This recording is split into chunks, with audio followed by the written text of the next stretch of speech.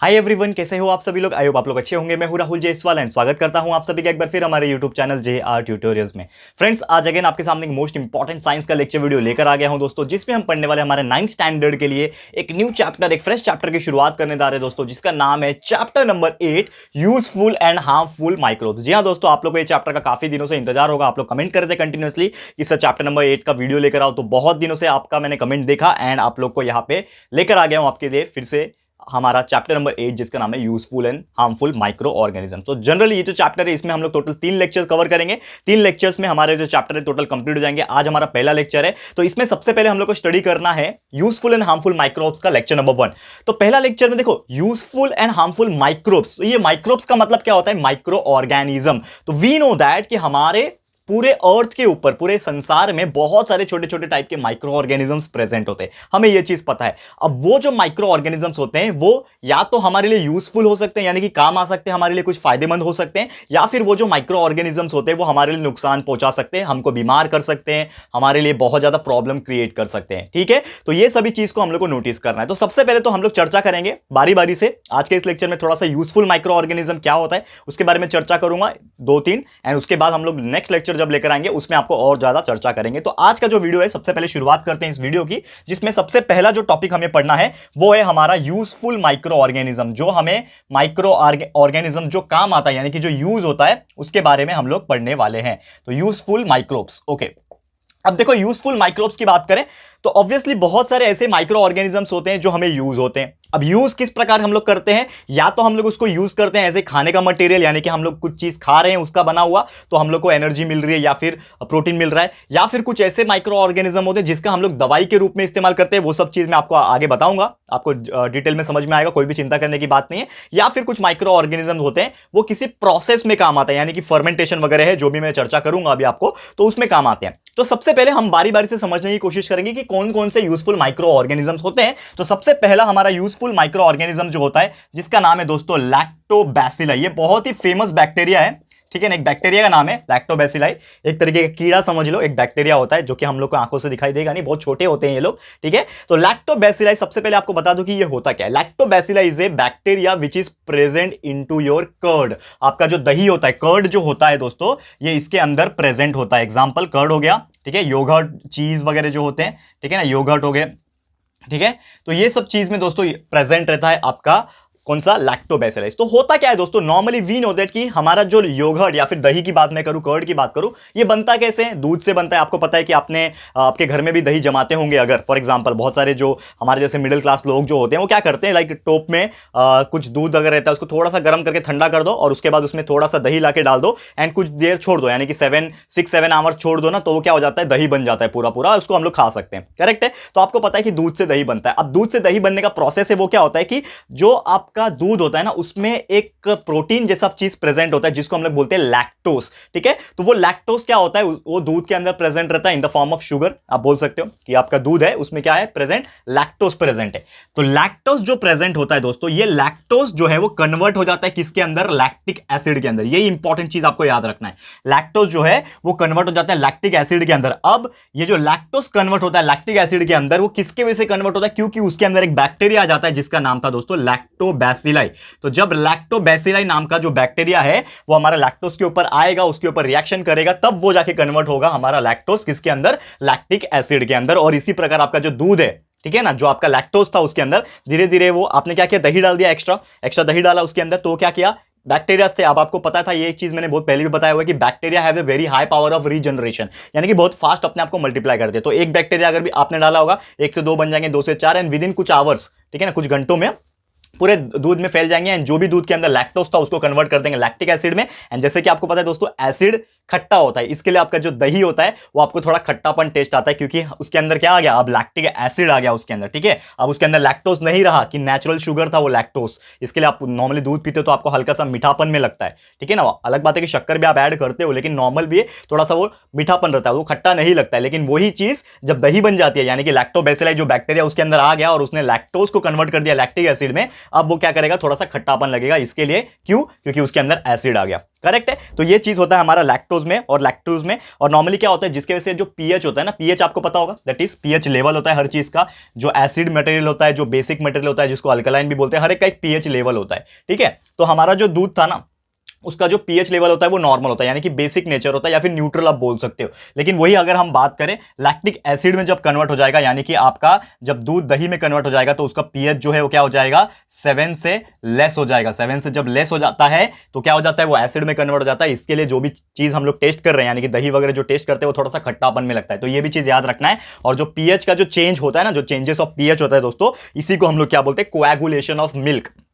Milk का coagulation बनना। ठीक है ना, ये चीज आपको ये वर्ड याद रखना है, कोएगुलेशन। तो कोएगुलेशन ऑफ मिल्क का मतलब ये होता है कि जो उसका पीएच होता है ना, वो पीएच क्या हो जाता है, चेंज हो जाता है, दूध दही में कन्वर्ट हो जाता है, उसका पीएच लेवल भी कम हो जाता है, 7 से लेस हो जाता है। ये चीज आपको याद रखना है। एंड नॉर्मली आपका पता है कि जो प्रोटीन्स होता है वो प्रोटीन बढ़ जाता है, यानी कि जब इसके अंदर लैक्टोबैसिलस बैक्टीरिया आ गया, तो आपका दूध था उसके अंदर थोड़ा बहुत भी प्रोटीन अगर रहेगा, लेकिन जब दही बन जाता है तो उसके अंदर ज्यादा प्रोटीन आ जाता है बिकॉज ऑफ दिस बैक्टीरिया। तो ये चीज भी आपको याद रखना है कि दूध से ज्यादा प्रोटीन हमें किससे मिलता है, दही में मिलता है। लेकिन दोस्तों ये बैक्टीरिया तो हम लोग खा रहे हैं, अगर आप लोग दही खाते हो, मैं भी खाता हूं दही, सब लोग दही खाते हैं, तो हम लोग क्या कर रहे हैं, एक तरीके से बैक्टीरिया खा रहे हैं। अगर दही हम लोग खा रहे हैं, यानी कि दही में बहुत सारे बैक्टीरिया, भले दिखते नहीं है, लेकिन आप उसको माइक्रोस्कोप में देखोगे ना, इलेक्ट्रॉन या फिर कंपाउंड माइक्रोस्कोप में, तो आपको देखेंगे उसके अंदर कीड़े घूम रहे हैं ऐसे। ठीक है। बट वो क्या रहते हैं, बैक्टीरियास होते हैं। और वो बैक्टीरियास क्या होते हैं, एक तरीके से यूजफुल होते हैं हमारे लिए। बैक्टीरिया का शेप जो नॉर्मल होता है, नॉर्मली ऐसा कुछ शेप होता है, कैप्सूल जैसा शेप होता है, आपने देखा होगा दोस्तों कैप्सूल। तो ऐसा कुछ शेप होता है बैक्टीरिया का, वो आपको घूमते हुए दिखाई देंगे अगर आप इलेक्ट्रॉन या फिर कंपाउंड माइक्रोस्कोप से देखो तो।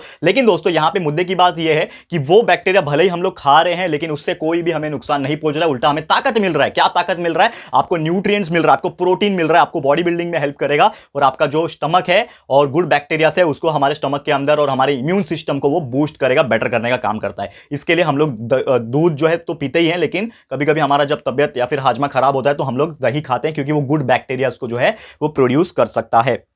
तो ये सभी चीज प्रॉब्लम है। एंड जैसे कि मैंने बताया कि आपका जो दही होता है, एसिड होता है, दही होता है, उसके अंदर एसिड होने की वजह से उसका टेस्ट जो है खट्टा होता है, यानी कि सावर टेस्ट होता है। ये सब चीजें याद रखना है। और जो लो पीएच होता है ना मिल्क के अंदर, वो हमारा क्या करता है, डिस्ट्रॉय करता है जो भी माइक्रो ऑर्गेनिजम्स हार्मफुल वाले अगर दूध में प्रेजेंट होते हैं। तो ये तो बात हो गया किसके बारे में, लैक्टोबैसिलाई के बारे में, और लैक्टिक एसिड मतलब दूध को दही में कैसे कन्वर्ट होता है। लेकिन अब बात कर लेते हैं कुछ कॉमन यूजेस। ये जो लैक्टोबैसिलाई नाम का जो बैक्टीरिया हम लोग पढ़ रहे हैं, ठीक है, ये तो आपको मैंने बेसिक मीनिंग समझा दिया, क्या होता है, कहां प्रेजेंट होता है, लेकिन इसका बहुत सारे यूजेस भी है। ये तो आपने सबसे सिंपल तरीके से मैंने आपको एक्सप्लेन किया ना, लेकिन इसका कुछ यूजेस क्या है, कॉमन यूजेस अगर हम बात करें, जो हम लोग हमेशा अपने डे टू डे लाइफ में यूज करते हैं या फिर बहुत सारे अलग अलग जगह पे यूज होता है, तो इसका क्या यूजेस है, इसके बारे में भी थोड़ा सा हम चर्चा करेंगे दोस्तों। तो आप ध्यान से सुनिएगा, मैं यूजेस जो बताने जा रहा हूं ये बहुत इंपॉर्टेंट कंसेप्ट होने वाला है। तो हम बात कर लेते हैं यूजेस ऑफ लैक्टोबैसिलाई, ये जो बैक्टीरिया का यूजेस क्या है। सबसे पहले बात करें कि इसका इस्तेमाल, लैक्टोबैसिलाई का इस्तेमाल जानबूझ के किया जाता है ताकि मिल्क से जुड़ा हुआ जो भी चीज होता है, मिल्क प्रोडक्ट्स प्रोड्यूस करने के लिए।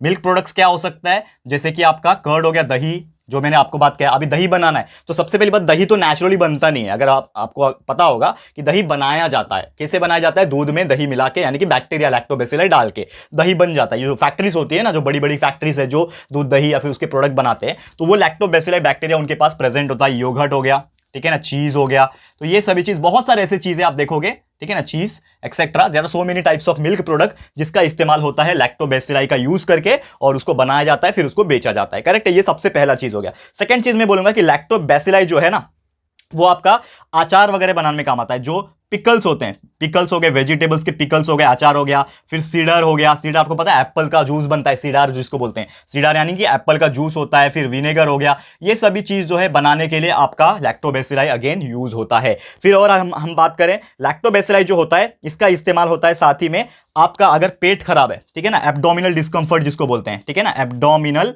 डिस्कंफर्ट, अगर आप लोग बीमार हो जाते हो या फिर आपका पेट जो है अपसेट हो जाता है, तो आपकी मम्मी या फिर आपके जो पेरेंट्स होते हैं वो आप क्या करते हैं, आपको थोड़ा दही खिलाते हैं। आपने देखा होगा, नोटिस किया होगा ये चीज कि आपका अगर पेट बहुत दुख रहा है, पेट खराब चल रहा है, ठीक है ना, लूज मोशन टाइप हो रहा है, तो आपको दही खिलाया जाता है। क्योंकि जैसे ही आप दही अंदर जाएगा तो वो पीएच लेवल को मेंटेन कर देगा सबसे पहले, और उसके अंदर गुड बैक्टीरिया होने की वजह से आपके स्टमक के अंदर पूरा गुड बैक्टीरिया जाएंगे, आपके इंटेस्टाइन में गुड बैक्टीरिया जाएंगे, जो कि आपका पाचन तंत्र को अच्छा कर देंगे, जिसकी वजह से आपका जो एब्डोमिनल डिस्कंफर्ट था, यानी कि स्टमक पेन वगैरह जो भी होगा, वो अच्छे से क्या हो जाएगा, ठीक हो जाएगा। तो ये सबसे इंपॉर्टेंट चीज हो गया।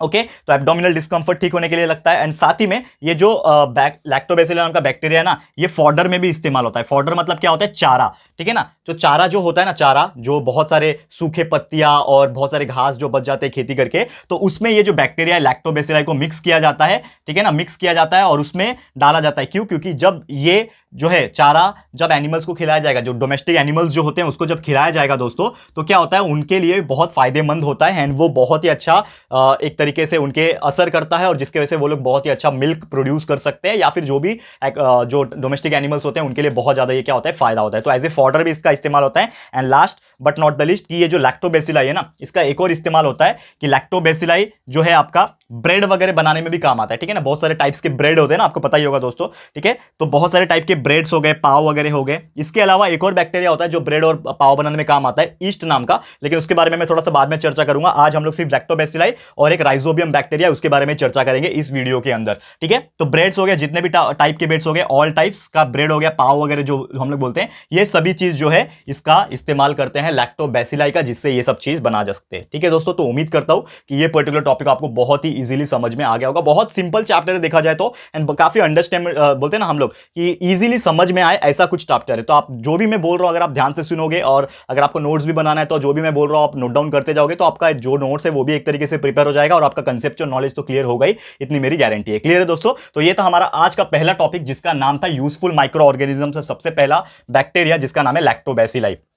ओके तो ये तो हो गया यूजफुल माइक्रो ऑर्गेनिज्म का पहला टाइप जिसका नाम है लैक्टोबैसिलाई। एक और बैक्टीरिया के बारे में बताऊंगा जो कि हमारे लिए बहुत ज्यादा अच्छा माना जाता है, यूजफुल माना जाता है, उसके बारे में भी आज चर्चा कर लेंगे। फिर हमारा आज का लेक्चर को मैं स्टॉप करूंगा, ठीक है। तो जिसका नाम है, मैं हेडिंग डाल देता हूं, ठीक है, मार्कर चेंज कर लेते हैं, ठीक है, 1 मिनट, ठीक है। जिसका नाम है, सेकंड टाइप में हेडिंग डालूंगा जिसका नाम है राइजोबियम, ठीक है ना। राइजोबियम नाम का एक बैक्टीरिया होता है जो कि हमारे लिए बहुत ही अच्छा माना जाता है, राइजोबियम नाम का बैक्टीरिया, ठीक है। तो अब ये राइजोबियम क्या होता है, ये सभी चीज हम लोग चर्चा करेंगे, तो ध्यान से सुनिएगा, ये इंपॉर्टेंट चीज क्या है। अब देखो, अब राइजोबियम की मैं बात करूं ना, तो राइजोबियम को कहा जाता है सिम्बायोटिक बैक्टीरिया। राइजोबियम को क्या कहा जाता है दोस्तों? एक तरीके से सिम्बायोटिक बैक्टीरिया भी कहा जाता है। क्यों बोला जाता है मैं आपको बताता हूं, ठीक है ना, सिम्बायोटिक बैक्टीरिया।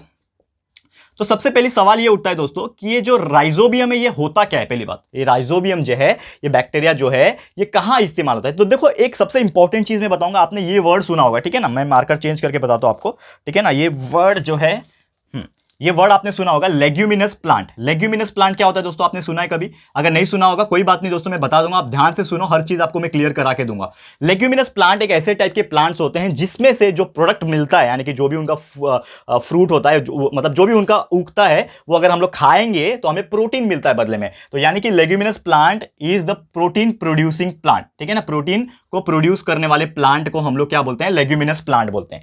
अब एग्जांपल के तौर में बताओ कि लेग्यूमिनस प्लांट कौन कौन से हो सकते हैं। आप सोचो दोस्तों कि ऐसे कौन से प्लांट है या फिर ऐसा कौन सा चीज है वेजिटेरियन में, अगर हम लोग उसको खाते हैं तो हमें प्रोटीन मिलता है। तो सबसे इंपॉर्टेंट हमें जाता है प्लांट के माध्यम से, जो कि होता है आपके वटाना, पीस, ठीक है ना। वटाना हो गया, ग्राम हो गया, चना हो गया, फिर ग्राउंड नट हो गया, ठीक है ना, जीएन लिख रहा है उसके लिए, ग्राउंड नट हो गए। तो ऐसे जितने भी टाइप की चीजें जो होते हैं, ठीक है ना, नॉर्मली इसको लेग्यूमिनस प्लांट कहा जाता है, क्योंकि अगर उसको हम खाते हैं तो हमें बदले में क्या मिलता है दोस्तों? हमें बदले में मिलता है प्रोटीन, ठीक है ना। हमें प्रोटीन मिलता है जो कि नेचुरल सोर्स है एक तरीके से। सोया होता है, ठीक है ना, सोया चंक्स, ठीक है ना, सोया होता है। तो सोया जो होता है नॉर्मली उसका एक बीज आता है, वो हम लोग अगर डायरेक्टली तो खा नहीं सकते, कड़वा लगता है, लेकिन उसका हम लोग जो है मशीनरीज का यूज करके, आपने देखा होगा, सोया चंक्स बनाते हैं जिसको सोया बीन भी बोलते हैं हम लोग। तो ये सब चीज जो है, इससे हमें बहुत ही नेचुरल तरीके से प्रोटीन मिलता है। अब ये प्रोटीन है, ठीक है। तो जैसे कि आपको पता है कि प्रोटीन बनने के लिए ना 3-4 कंस्टिट्यूएंट्स का होना बहुत ज्यादा जरूरी है। जो भी प्लांट होगा उसके अंदर कार्बन, हाइड्रोजन, ऑक्सीजन और इसके अलावा एक और एलिमेंट चाहिए होता है जिसका नाम है नाइट्रोजन।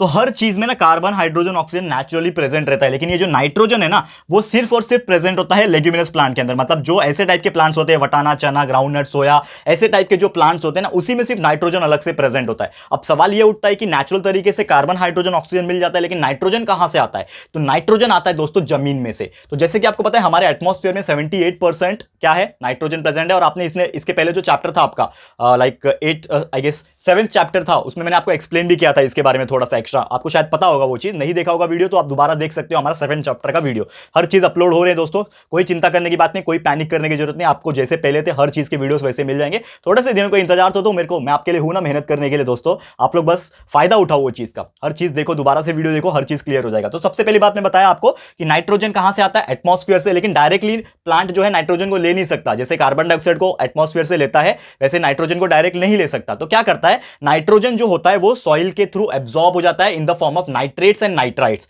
दो कंपाउंड के फॉर्म में, तो उसमें एक बैक्टीरिया प्रेजेंट रहता है जिसका नाम है राइजोबियम। अब आ रहा है देखो इसका इस्तेमाल, यानी कि जो हमारा टॉपिक है माइक्रो ऑर्गेनिजम्स, तो राइजोबियम जो होता है वो क्या होता है, लेग्यूमिनस जो प्लांट्स होते हैं ना उसके रूट्स में प्रेजेंट होते हैं, उसके जड़ों में प्रेजेंट होते हैं, एक तरीके से बैक्टीरिया जो लेग्यूमिनस प्लांट्स होते हैं, ये सब जो प्लांट्स होते हैं उसके जड़ में रूट्स में प्रेजेंट होते हैं, और वो क्या करते हैं, नाइट्रोजन को एब्जॉर्ब करने का काम करते हैं, और नाइट्रोजन को जब एब्जॉर्ब करेगा तो रूट क्या करेगा, नाइट्रोजन जब उसके पास आ गया, नाइट्रोजन नाइट्रेट्स और नाइट्राइट्स के फॉर्म में, तो उसको एब्जॉर्ब करके लीव्स के पास भेजेगा, अब लीव्स के पास नाइट्रोजन भी अलग से आ गया, अब नाइट्रोजन जब अलग से आ जाएगा तो CHON यानी कि कार्बन हाइड्रोजन ऑक्सीजन और नाइट्रोजन जब मिलके न्यूट्रिएंट्स बनाएंगे तो वो क्या बनाएंगे, प्रोटीन बनाएंगे, इससे प्रोटीन बनेगा, और जो भी उसको खाएगा, मतलब जिसको जो उसका फल होगा, जो उसके प्लांट्स होंगे, वो उसको जो भी खाएगा उसको बदले में क्या मिलेगा, प्रोटीन मिलेगा, यानी कि आपको प्रोटीन मिल रहा है, तो आपके लिए क्या है, ये फायदेमंद है। इसके लिए ये जो राइजोबियम बैक्टीरिया है ये माना जाता है एक तरीके से हमारे लिए यूजफुल माइक्रो ऑर्गेनिज्म, क्योंकि अगर राइजोबियम बैक्टीरिया नहीं होता तो रूट्स जो है वो नाइट्रोजन को एब्जॉर्ब नहीं कर पाता,